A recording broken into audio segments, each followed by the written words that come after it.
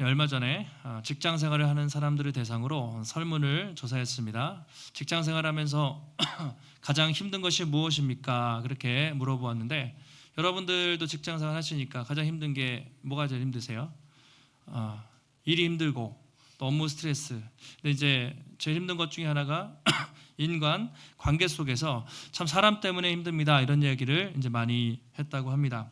우리가 사회생활하면서 당하는 많은 문제 중에 하나가 주로 돈 문제 아니면 인간 관계 문제. 이게 이제 이 두 가지가 가장 우리를 좀 힘들게 하는 것 같아요. 직장인들이 회사를 다니다가 옮기는 이유를 보면 이제 더 좋은 연봉, 복지가 좋아서 옮기는 경우도 있지만 뭐 그 직장의 상사라든가 동료라든가 그 분위기가 너무 안 맞고 힘들어서 인간관계 어려움 때문에 옮기는 경우도 많이 있다고 합니다. 교회 안에서도 마찬가지인데요. 성도님들이 우리가 다양한 사람들을 만나기 때문에 이 나와 다른 여러 사람들과 좋은 관계를 맺고 그렇게 동역하는 것이 참 중요한 것 같아요. 저도 이제 교회를 개척하기 전까지 10년 동안 딱 부교역자 생활을 했는데요. 이제 다양한 우리 뭐 목사님, 전도사님 뭐 이런 분들을 만나게 됩니다. 근데 이제 저는 이제 9년 있었는데 뭐 어떤 분들은 2년, 3년 이렇게 옮기고 이런 일들이 있는데 물론 사역적으로 필요가 해서 옮기기도 하지만 많은 경우에 관계 어려움 때문에 옮기는 경우도 많이 봤습니다. 담임 목사님과의 관계가 힘들어서 이제 옮기는 경우도 있고요. 부교역자들끼리 어려워서 옮기는 경우도 있고 참 우리 목회자들도 참 동역하는 것이 사람들을 사랑하고 함께 사역하는 것이 일보다 더 힘들다 이런 생각을 할 때가 많이 있습니다. 아마 여러분들도 그런 경험이 있으실 거예요. 뭐 밖에서 사람을 만나서 어떤 직장에서 야, 나 정말 저 사람하고 너무 안 맞는 것 같아. 저 사람하고는 도저히 일을 못하겠어. 생각만 하면 아주 답답해 죽겠어. 하는 사람들이 여러분 있으셨죠?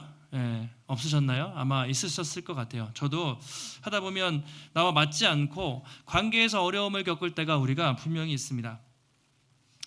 사무엘 골드윈이라는 이런 미국의 작가였는데 이렇게 얘기했어요. 인생의 기술 가운데 90%는 싫어하는 사람과 잘 지내는 방법에 관한 것이다. 이런 얘기를 했는데 무슨 말이냐면 우리가 인생을 살아가는데 90% 대부분은 나랑 다른 사람과 잘 지내는 방법을 찾는 것이다. 그러니까 이제 지혜로운 사람은 나랑 안 맞는 사람과 잘 관계를 맺는 것. 이게 인생의 가장 중요한 기술이다. 이런 얘기를 했는데요. 참 공감이 가는 말이죠. 요새는 MBTI도 있고요. 그리고 디스크 검사 또는 애니어그램 다양한 성격 유형 검사들이 있어요. 그래가지고 내 성격을 파악하고 상대방 파악해서 어떻게 관계를 잘 맺을까 뭐 그런 것들도 있습니다. 그리고 자기계발서 책들을 보면 가장 많은 책 중에 하나가 인간관계에 관한 책들이에요. 그래서 여러분 카네기 아시죠? 인간관계론 그 책 뭐 다 아실 텐데 그게 100년 전에 쓰여진 책이거든요. 1900년대 초반에 쓰여진 책인데 지금도 베스트셀러 항상 몇 위 안에 들어요. 저도 지금 이렇게 읽어보면 지금 봐도 되게 이렇게 영감이 있는 좋은 내용들이 많아요. 그래서 자기계발서의 바이블이다 이렇게 얘기하잖아요. 그 카네기의 인간관계론. 그런 책들이 지금도 많이 읽히는 것을 보면 사람들이 참 인간관계에 대해서 중요하게 생각하는구나 이런 생각을 하고 반대로 그만큼 인간관계에 있어서 여전히 많이 어려움이 있다라는 생각을 하게 됩니다. 시중에 좋은 책도 있고 또 뭐 좋은 성격 검사도 있고 그렇지만 실제 살다 보면 참 관계를 잘 맺는 게 어렵단 말이죠. 왜 그럴까? 그것은 뭐 이제 성경에서 우리가 이제 우리 자신을 돌아보면 우리의 자기 중심적인 이 본성 때문에 그래요. 그게 이제 어쩔 수가 없는 거예요. 타락한 본성 때문에 사람들은 누구나 관계의 어려움을 다 겪고 있습니다. 근데 원래 우리는 그런 존재로 창조되지 않았죠. 타락 전에는 내 이웃, 그러니까 아담과 하와가 내 몸처럼 서로 사랑하는 관계였는데 타락하면서 하나님과 인간의 관계가 단절되고 인간과의 관계가 단절되면서 그때부터 사람들끼리 서로 사랑하는, 존중하고 배려하는 관계가 아니라 다투고 또 먹고 먹히는 그런 관계가 된 것이죠. 그것이 이제 우리의 어떤 비극인데요. 그러면 우리는 어떻게 해야 되는가? 오늘 우리가 살펴본 말씀도 교회 안에서 일어났던 갈등과 분쟁에 대한 이야기입니다. 특별히 오늘은 그동안 그렇게 사이좋게 복음을 전했던 바울과 바나바가 다투고 갈라서는 이야기예요. 참 이 말씀을 보면 야, 이런 일도 있을까? 그 위대한 사도 바울과 바나바가 이렇게 다툴 수 있을까? 거기서 한번 놀라요. 그리고 왜 누가는 그 사실을 굳이 성경에 기록을 했을까? 그런 생각도 해보게 됩니다. 이 말씀을 딱 보면 야, 이걸 가지고 어떻게 설교를 해야 될까? 이 고민이 상당히 들어요. 그런데 제가 이렇게 말씀을 준비하면서 이 안에도 복음이 있어요. 이 안에도 하나님이 역사하시는구나라는 것을 제가 깨닫게 됐습니다. 우리 함께 오늘 본문을 나누도록 하겠습니다. 우리가 성경을 읽을 때마다 여러분 놀라는 것은 그것이죠. 성경에는 왜 이런 이야기들이 없어도 될 것 같은데 왜 이렇게 추잡하고 좀 더럽고 막 그런 이야기들도 다 나오잖아요. 세상에 딱 책을 보면 그렇지 않아요. 만약에 누군가가 전기, 위인전 막 그런 걸 써요. 그러면 그 사람의 막 업적과 이런 걸 다 이렇게 높인 다음에 그 사람의 실수, 잘못한 것을 이렇게 기록을 안 합니다. 어릴 때 이제 뭐 위인전을 읽잖아요. 그러면 뭐 이순신 장군이든 뭐 안중근 의사든 그런 내용들을 보면 그 사람들은 완벽한 사람 같아요. 그렇지 않잖아요. 그런데 이제 사람을 영웅시하고 높이는 것이 세상 사람들의 특징입니다. 근데 성경은 그렇지 않습니다. 성경은 그 누구도 어떤 사람, 어떤 인물을 높이거나 신화시키지 않아요. 왜냐하면 누구나 다 연약한 인간이기 때문에 그런 것이죠. 성경에서 막 엄청 위대해 보이고 엄청 이적과 기사를 베푼 사람도 돌아보면 그 누구도 연약한 인간에 불과하다는 것을 성경은 보여주고 있습니다. 구약 성경의 아브라함도 믿음의 조상이잖아요. 아주 훌륭한 분이지만 애굽에 내려가서 또 자기 아내를 누이라고 그렇게 하는 비겁한 그런 모습도 있죠. 그리고 모세도 위대한 사도였지만 처음에 하나님 부르실 때 어떻게 했습니까? 네, 가겠습니다가 아니라 엄청 변명하고 못 가겠습니다. 막 하나님께 막 대들고 그래요. 대표적으로 다윗도 이스라엘 사람들이 가장 존경하는 왕이었어요. 만약에 누군가 다윗의 전기를 썼다면 밧세바 사건을 안 썼겠죠. 절대로 안 썼겠죠. 그럼 다윗은 위대한 왕이에요. 그런데 다윗이 실수하고 간음하고 그리고 사람을 살인교사하고 그런 내용들이 성경에 다 기록이 되어 있습니다. 성경은 절대로 인간을 높이지 않아요. 영웅시하지 않습니다. 영웅이 될 수도 없어요. 성경에 기록된 모든 인간들은 아무리 그 사람의 크게 쓰임을 받았어도 하나님의 도움 없이는 살 수 없는 연약한 죄인들 뿐이라는 것을 보여주고 있습니다. 하나님만이 참된 왕이시고 진정한 히어로, 왕이라는 것을 성경은 말하고 있죠. 오늘도 마찬가지예요. 바울하고 바나바가 선교여행 잘하셨는데 이 내용 쏙 빼면 야, 이분들은 진짜 완벽한 사람들이야 할 수 있는데 오늘 바울과 바나바가 싸우고 있습니다. 다투고 있어요. 안디옥 교회 파송을 받고 이제 1차 선교여행 다 마치고 왔어요. 참 힘든 시간이 많았겠지만 두 분이 한 마음으로 선교를 잘 마치고 왔습니다. 안디옥 교회에 도착해서 이제 사역을 하고 있는데 갑자기 예루살렘에서 어떤 사람들이 와가지고 뭐라고 했습니까? 이방인들에게 할례를 주십시오. 그리고 율법을 지키라고 해라. 이렇게 이야기를 한 거예요. 예수를 믿음으로 구원받는다고 그들은 가르쳤는데 갑자기 사람들이 와가지고 행위로 예수님의 십자가만으로는 안 된다. 그러면서 할례도 베풀고 또 율법을 지키라고 그렇게 이야기를 했죠. 그래서 엄청난 논쟁이 벌어져서 그걸 해결하기 위해서 어떻게 됐습니까? 예루살렘 총회, 예루살렘 공회가 열려요. 거기서 막 논쟁 끝에 베드로가 딱 손을 들고 일어나서 말하죠.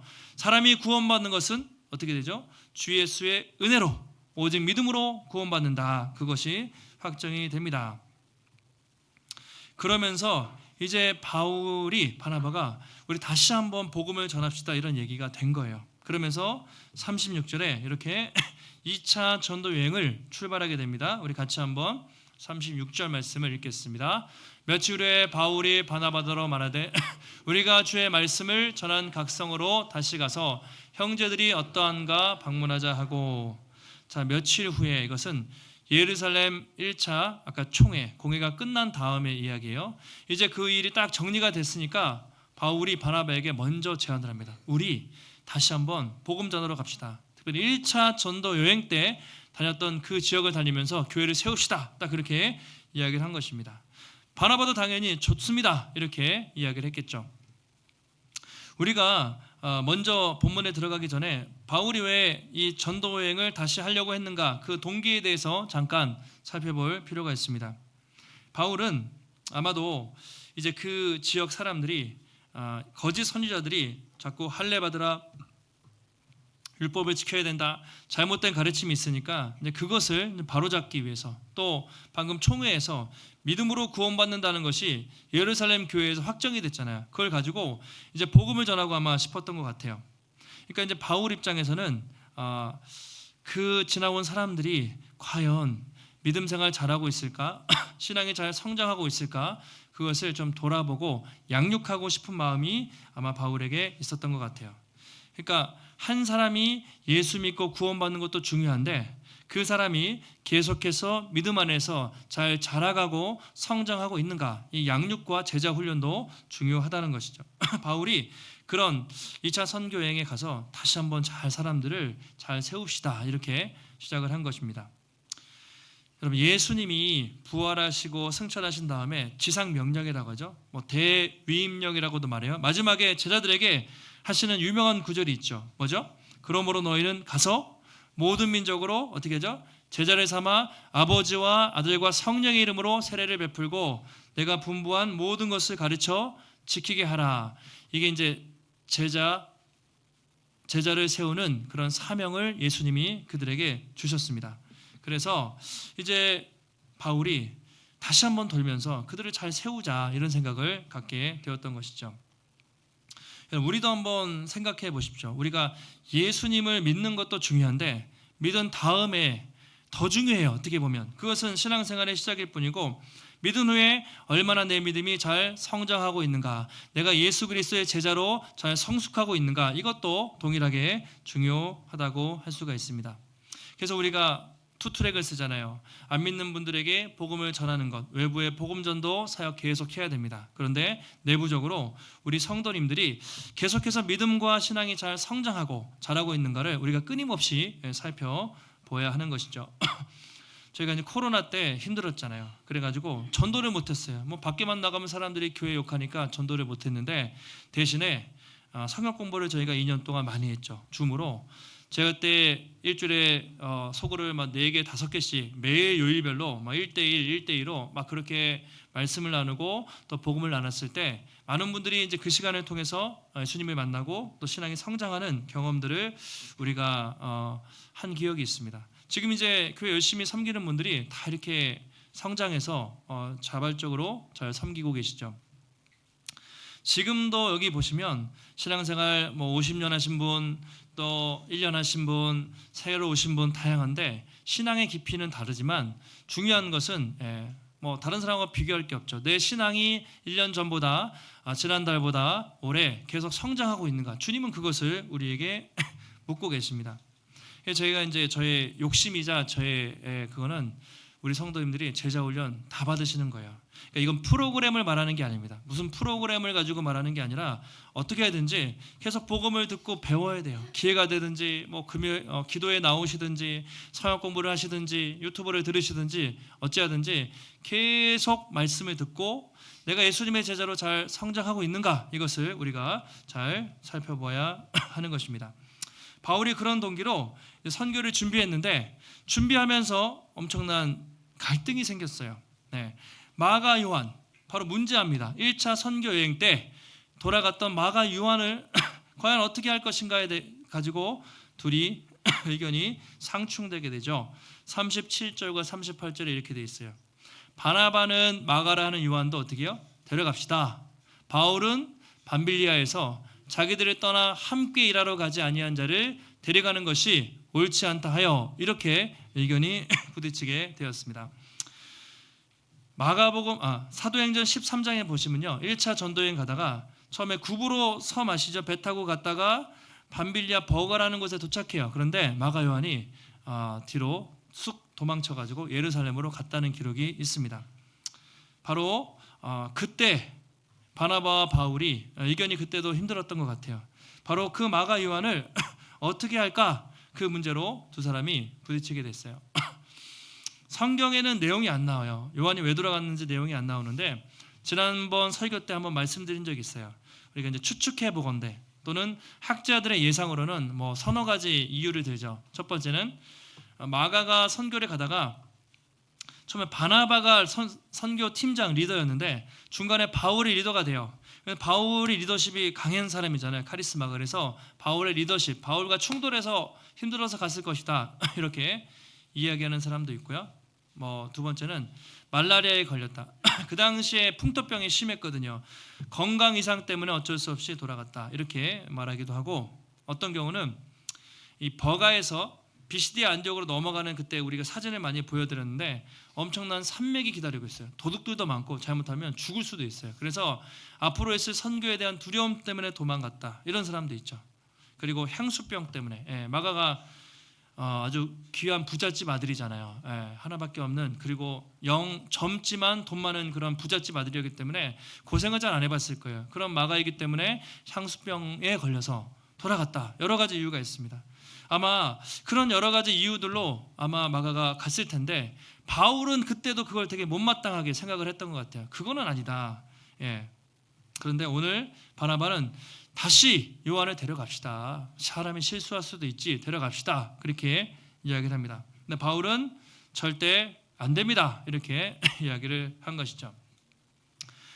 우리 성경에는 잘 모르지만 헬라어 원어의 시제를 보면 미완료형이라는 것이 있는데요. 이게 뭐냐면 바나바가 바울한테 한 번 얘기한 게 아니라 좀 데려갑시다. 사람이 실수할 수도 있지, 데려갑시다. 이렇게 계속 이야기를 해요. 근데 바울이 바나바의 의견을 계속 안 듣고 안 된다. 서로 완강하게 서로 의견이 이제 부딪혔다고 그렇게 말하고 있습니다. 39절에 결국 어떻게 됩니까? 서로 심히 다투어 피차 갈라서니. 이게 문제예요. 좀 안 갈라서면 좋은데 이 바나바와 바울이 이것 때문에 의견이 안 맞아서 심히 다투어. 이거는요, 막 서로 엄청나게 목소리 높여 싸웠다는 얘기예요. 말싸움을 엄청나게 했다는 거예요. 아니, 사람이 한번 실수할 수도 있지, 좀 데려갑시다. 막 바나바가 바울에게 막 그렇게 얘기했겠죠. 바울은 아주 단호하게 절대로 안 됩니다. 선교가 장난입니까? 1차 선교 여행 때 그렇게 도망간 사람을 절대 선교에 데려갈 수 없습니다. 서로 그렇게 하다가 갈라서게 되었다고 말하고 있습니다. 성경에 이런 싸움 구경, 우리가 싸움 구경, 불 구경 재밌다고 하는데, 아니 이렇게 사도들이 이렇게 싸울까? 바나바와 바울도 싸웠는데 역시 우리도 뭐 그럴 수 있어. 여러분, 이런 데서 은혜 받으시면 안 돼요. 은혜 받으라고 그런 게 아니라, 왜 바울과 바나바는 싸웠을까? 그리고 왜 누가는 이것을 기록을 했을까? 저는 바나바와 바울이 인간적으로 볼 때, 여러분 2000km 걸어갔어요. 그 당시에 수천 킬로미터를 다니면서 선교를 하는 사람이 얼마나 대단합니까? 그런데 이 바나바와 바울조차 자기의 혈기를, 그렇죠? 자기의 자기의 서로 다른 사람과 의견 충돌을 서로 감당하지 못하는 연약한 모습이 있다는 것을 우리가 보게 돼요. 이게 제일 문제인 거예요. 선교를 해도 자기 그 혈기를 못 다스리면 사실은 문제거든요. 근데 바나바와 바울도 사실은 그런 사람이었어요. 바나바의 별명이 무엇입니까? 바나바의 별명이 위로의 아들, 격려의 아들. 바나바는 막 실수하고 연약한 사람들 잘 보듬어주고 격려하는 그런 사람이었어요. 바울은 어떤 사람이었습니까? 원칙주의자였죠. 철저히 원칙대로 그렇게 딱 하는 사람이었어요. 그 MBTI로 말씀드리면 그 ESTJ라고 있잖아요. 바울이 외향적이고 주도적이고 상당히 계획적이고 철저한, 또 이제 디스크로 따지면 주도형이에요. 주도적인 사람, 카리스마형입니다. 그런데 바나바는 아마 감성적이고, 그 이제 NFJ, NFP, 감성적이고 되게 융통성 있고 사람을 포용하는 그런 스타일, 그리고 되게 신중하고 안정적인 사람이 바로 아마 바나바였던 것 같아요. 근데 성경은 바울이 잘했다, 바나바가 잘했다 그런 평가는 내리지 않습니다. 그런데 두 사람 다 맞을 수도 있어요. 왜냐면 바울이 개인 감정 때문에 마가를 미워한 건 아닐 거예요. 분명히 선교가 중요하기 때문에, 이거는 준비된 사람이 가야 된다는 철학이 있었기 때문에 바울은 그렇게 한 거고, 바나바 입장에서는 사람이 실수할 수도 있지, 그러니까 다시 교육하면서 잘 데려갑시다. 바나바도 어떻게 보면 맞아요. 둘 다 맞습니다.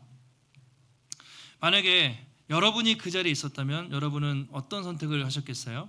내가 선교팀장이에요. 여러분들이 뭘 이끌어 가시는데 예전에 사고 친 사람이 있어요. 여러분이라면 그 사람 데리고 가시겠습니까?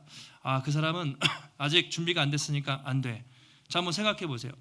사랑방에서 일단 나눠보세요. 나는 바울에 가까운 사람인가? 아니면 바나바에 가까운 사람인가? 원칙주의자인가? 또 포용주의자인가? 사람마다 다르단 말이에요. 근데 우리가 이 다름을 어떻게 이해하고 존중할 것인가? 이것이 성경에서 중요한 것이죠. 양보했으면 좋았는데 어쨌든 양보가 안 했어요. 바울은 내가 맞다, 바나바도 내가 맞다, 그렇게 하다가 결국 갈라서게 됐습니다. 결국 문제의 핵심은 교만이었어요. 바울도 교만했던 거예요. 바나바도 교만했어요. 자기의, 내가 맞다. 바울 입장에서는 자기가 맞아요. 우리가 볼 때 바나바 입장에서도 바나바가 틀린 건 아니에요. 사람을 포용할 수도 있지. 문제는 양보하면 되는데 내 입장이 맞다고 끝게 주장하다가 그 교만과 자기 의 때문에 갈라선 게 문제가 되는 것이죠. 여러분은 언제 열받으세요? 언제 뚜껑이 열리고 화가 나실 때 언제 그러세요? 언제 화가 나세요? 예, 아까 물어보니까 누구라고 얘기는 안 했는데 자식들이 말을 안 들을 때, 애들이 말을 안 들을 때 화가 나죠. 또는 인정을 못 받을 때, 나는 내가 봐도 정말 맞아요. 인정 못 받으면 너무 억울해요. 막 화가 나요. 또는 무시할 때, 내가 생각할 때 맞아요. 근데 무시당할 때 우리가 화가 납니다. 화가 난다는 건 사실은 자기 의의가 있는 거예요. 이건 나는 100% 맞다는 교만이 사실은 그 안에 있을 수가 있습니다. 그래서 바울이 나중에 이 일들을 회상하면서 자기의 연약함, 바울 되게 연약함이었어요. 나중에 성화가 되고 나서는 마가를 이렇게 안아주거든요. 그런데 여기서는 이제 바울도 막 젊으니까 혈기가 왕성했던 것 같아요. 그래서 빌립보 교회에도 분쟁이 있거든요. 그때 바울이 편지를 쓰면서 빌립보서 2장에서 무슨 얘기를 하냐면요, 여러분이 예수 그리스도의 그 겸손한 마음을 본받으십시오. 여러분 잘 아시는 구절이죠. 그는 하나님의 본체시라. 하나님과 동등된 것을 취할 것으로 여기지 않고 형육신 얼마나 낮아지셨는지 그 얘기를 바울이 합니다. 너희 안에 이 마음을 품으라. 곧 그리스도 예수의 마음이니 하면서 아무 일에든지 다툼이나 허영으로 하지 말고 오직 겸손한 마음으로 각각 자기보다 남을 어떻게 해요? 낮게 여기고 더 높이고 더 존중하라고 바울이 이야기하고 있습니다. 근데 이거 자기 이야기일 거예요. 나도 한때 그렇게 바나바랑 싸웠지. 나도 한때는 내 의견이 맞다고 생각해서 그렇게 막 주장해서 갈라쓴 적이 있는데 자기보다 나보다 다른 사람을 높이고 존중하고 한마음 되라고 바울이 그렇게 기록하는 것을 우리가 볼 수가 있습니다. 자, 그러면 이 사건 뒤에 어떻게 되었나? 성경은 얘기는 안 해요. 그런데 성경을 뒤에 이렇게 사도행전에 안 나오지만 길게 성경을 훑어보면 나중에 바울이 바나바에 대해서 이야기하는 장면이 있는데요, 바나바를 높여줘요. 존중하는 장면이 성경에서 뒤에서 나옵니다. 그리고 마가 요한과의 관계는 어떻게 됐을까요? 지금은 바울이 내쳤잖아요. 그런데 나중에 마가를 신실한 동역자로 여기고 막 그를 마가에게 도와달라고 요청하는 장면이 성경에 여러 번 나옵니다. 바울이 쓴 편지 중에 옥중서신이라고 있어요. 감옥에서 쓴 편지. 그거는 바울이 후반부에 죽기 전에 마지막에 쓴 편지들인데요. 골로새서 1장의 4장 10절에 보시면 바나바의 생질 마가, 그러니까 바나바하고 마가의 관계는 사촌 또는 삼촌, 외삼촌 관계였을 수도 있고 사촌 관계였을 수 있어요. 친척 관계였어요. 마가에 대해서 너희가 명을 받았음에 그가 이르거든 영접하라. 마가에 대한 언급을 하고요. 빌레몬서 1장 23절에 그리스도 예수 안에서 나와 함께 갇힌 자 에바브라와 또 24절에 이렇게 돼 있죠. 또한 나의 동역자 마가, 아리스타고, 데마, 누가가 문안하느니라 이렇게 돼 있습니다. 뭐라고요? 나의 동역자라고 표현해요. 마가를 나의 동역자다. 그리고 디모데 후서에 보시면 디모데 후서는 바울이 죽기 전에 정말 마지막에 쓴 편지거든요. 그때 이렇게 얘기해요. 너는 바울이 디모데에게 너는 나에게 속히 와라. 내가 감옥에 있는데 참 힘들다. 그러면서 누구는 이렇게 떠나고 누구는 이렇게 떠났는데 누가만 나와 함께 있다. 그러면서 네가 올 때 마가를 데리고 와라. 그가 나의 일에 유익하니라 이렇게 얘기하거든요.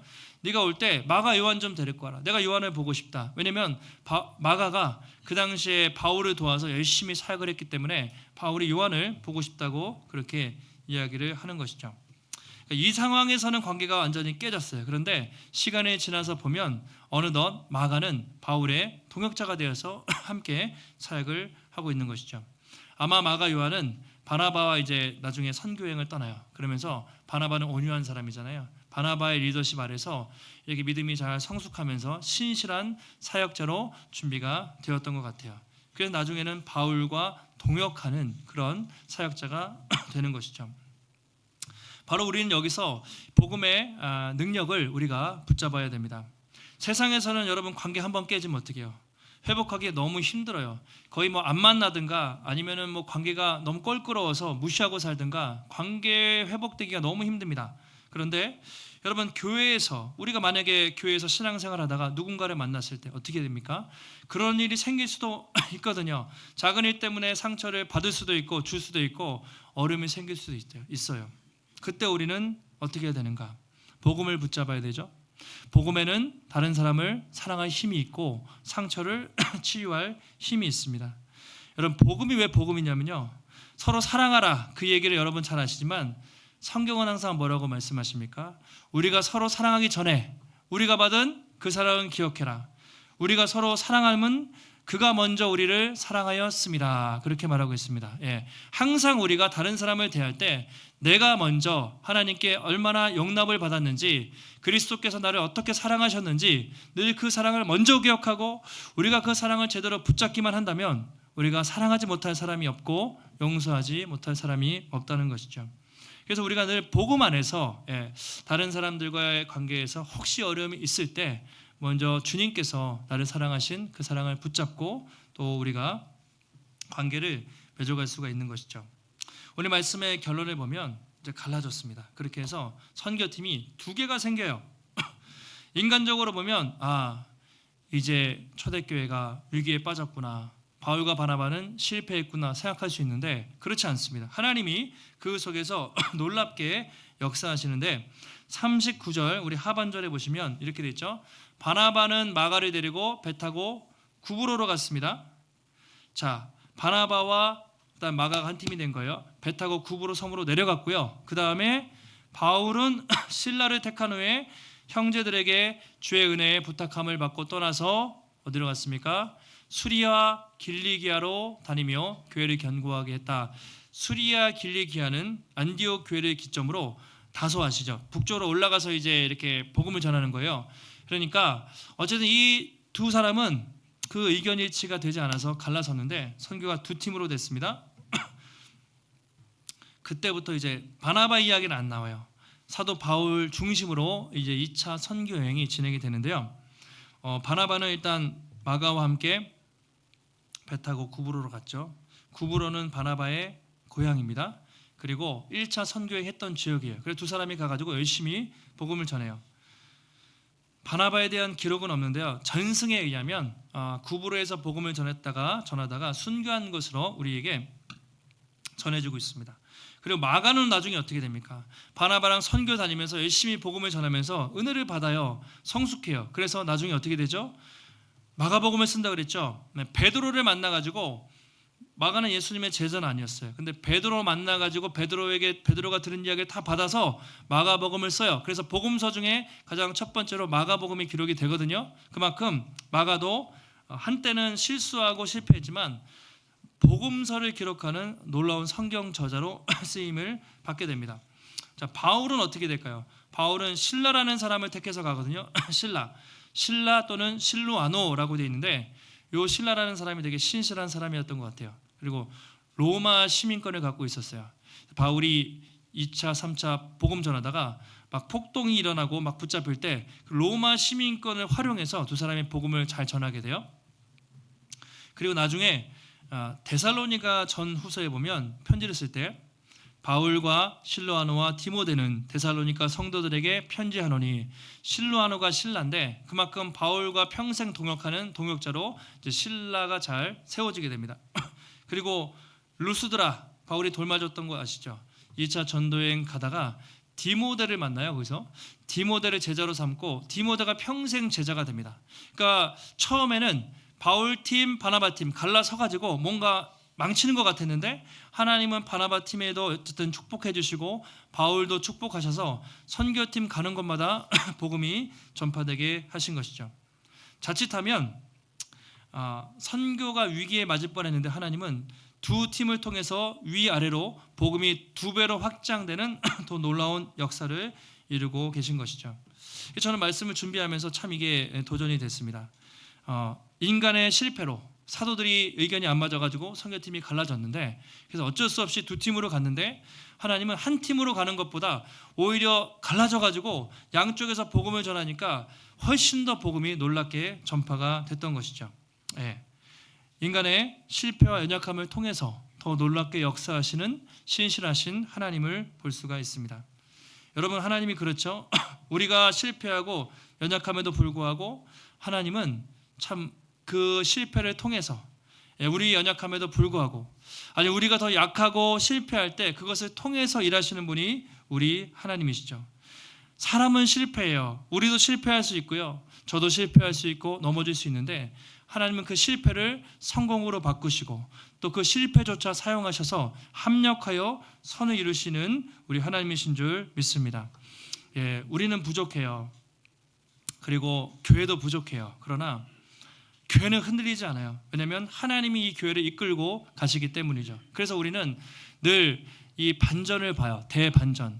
인간은 약하고 실수하지만 그것을 뒤집어서 놀랍게 역사하시는 하나님의 놀라운 섭리를 우리가 보게 됩니다. 여러분, 우리도 인생을 살다 보면 의도치 않게 또 다른 사람과의 갈등과 관계 속에서 어려움을 경험할 때가 있습니다. 그때마다 예수 그리스도의 복음을 여러분 붙잡으시고 자기보다 남을 낮게 여기고 먼저 주님이 나를 어떻게 사랑하셨는가, 그리고 주님이 그 사람을 어떻게 사랑하시는가, 주님의 마음으로 우리가 그 사람을 품고 겸손과 오래 참음으로 또 사랑으로 또 서로 용납하고 또 성령이 하나 되게 하신 것을 또 힘써 지키는 우리 성도님들이 되시기를 바랍니다.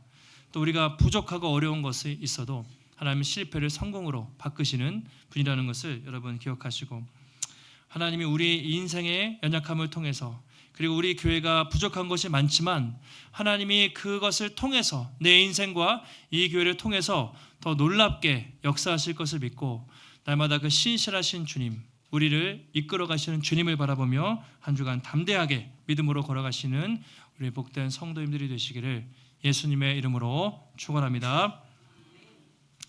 하나님, 오늘도 복된 주일 허락하여 주시고 하나님의 귀한 말씀을 깨닫게 하시니 감사를 드립니다.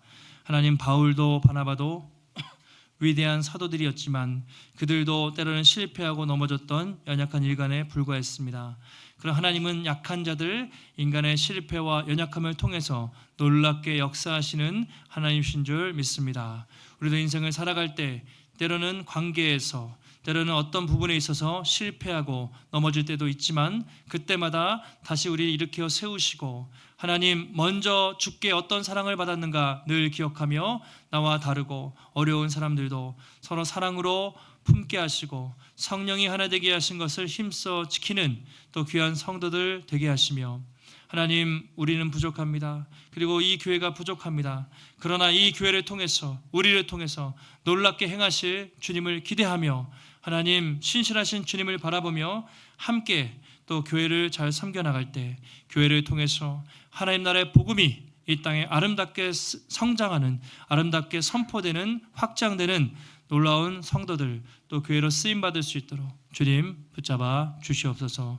오늘도 주의 전에 나올 때 우리의 마음과 정성을 다해 귀한 예물 드렸습니다.